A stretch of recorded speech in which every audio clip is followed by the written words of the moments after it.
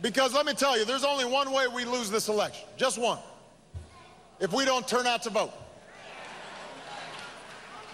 Only way. We got to do it big. We got to leave no doubt. Because you notice the Donald's already whining that the vote's going to be rigged before the game's even over. We're just starting to vote now. He's already like, oh, the game's rigged. Except today he said, of course, it's not rigged if I win. I mean, and by the way, I will say, all the Republicans have, not all, but most, have acknowledged there's no way to rig an election in a country this big.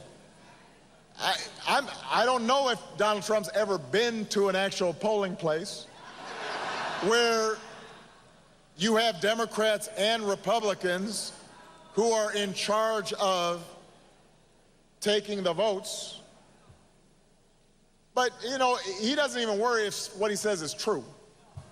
This is just about him worried that he's losing. Which means he really doesn't have what it takes to hold this job, because I will tell you, there's a lot of time in this job where things don't go your way. And when you suggest, I've made this point before, I want to repeat it here. This is more than just the usual standard lie. Because when you suggest rigging or fraud without a shred of evidence, when last night at the debate, Trump becomes the first major party nominee in American history to suggest that he will not concede despite losing the vote, and then says today that he will accept the results if he wins, that is not a joking matter. No, I want everybody to pay attention here. That is dangerous.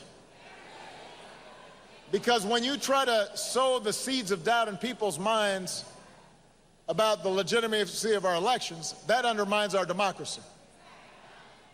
Then you're doing the work of our adversaries for them. Because our democracy depends on people knowing that their vote matters. That those who occupy the seats of power were chosen by the people. Even when your preferred candidate loses, even when you are the one who's running and you lose, you've got to see the bigger picture and say that here in America, we believe in democracy and we accept the will of the people. So I'm telling you, Florida, your vote does matter. Your vote does count. And this whole notion of voter fraud, listen, one study shows that out of 1 billion votes cast, there were 31 proven cases of voter fraud. 31 out of a billion. You are luckier to get, you are much likelier to get struck by lightning than to have somebody next to you commit voter fraud. You'd win the Powerball